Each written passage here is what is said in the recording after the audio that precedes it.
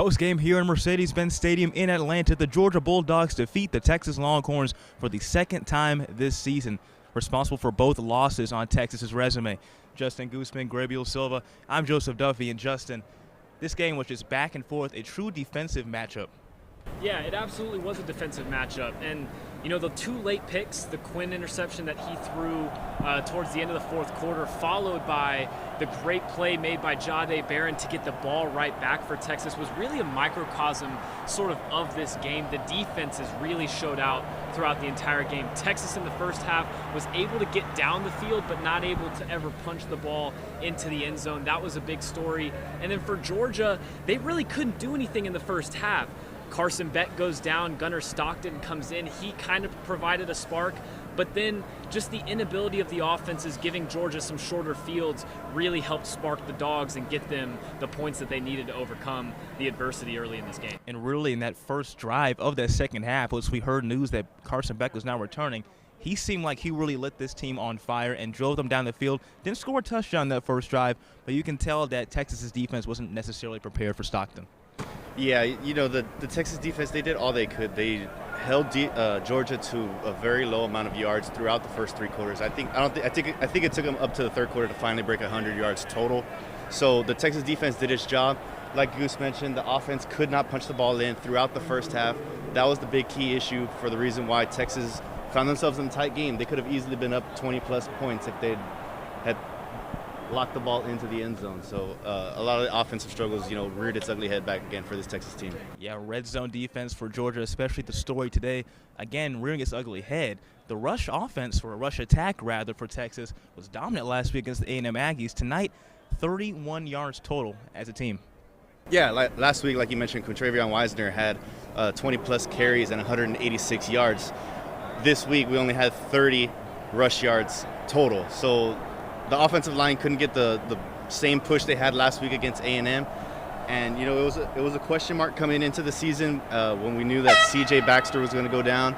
And now Quintravion Wisner's taking the heavy load. But it's been a question mark throughout the year. And like you mentioned, Joe, it reared its ugly head yet again. And it was a key point in this matchup. Yeah, for sure. Yeah, I felt like the running game was really the reason the offense struggled to get it in the end zone. If they would have been able to run the ball whatsoever, the play action would have worked a little bit better. And that was really where Georgia was able to key in the second half. There was no play action. Quinn Ewers couldn't push the ball down the field like he was able to do early in that first half. And, we talked about it. Gabriel just talked about it.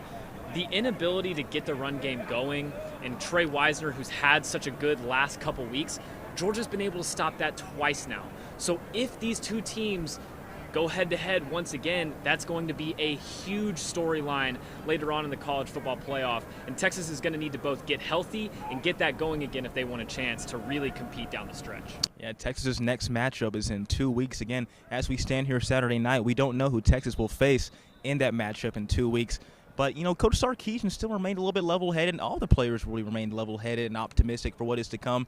Again, this new 12-team college football playoff system allows teams to really still compete even after, bouncing out of what could be the top four now. So looking ahead for Texas, do they still have a great chance at winning the national championship, in your opinion, and what must they do to get back on the right track? I absolutely think Texas still has a good chance to win a national championship. When your team is built around the defense, that enables you so much down the stretch of the season and gives you more options in how you can win games, right? We hear so often the cliche that defense wins championships, but it's true.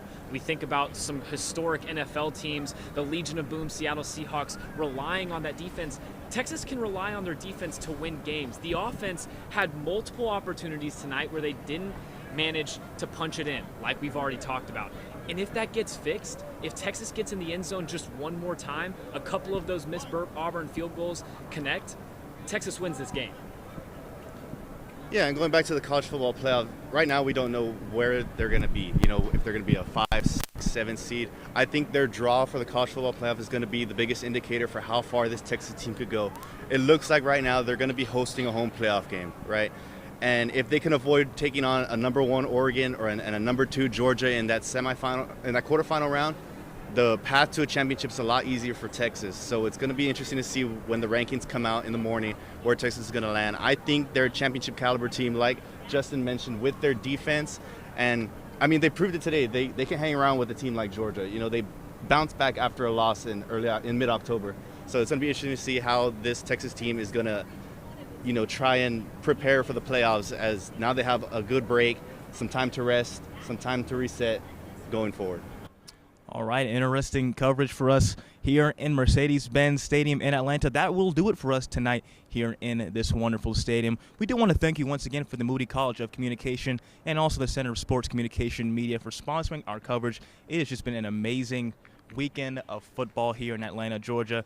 And for Justin Gooseman, Gabriel Silva, I'm Joseph Duffy here at TCV Sports. Have a good night.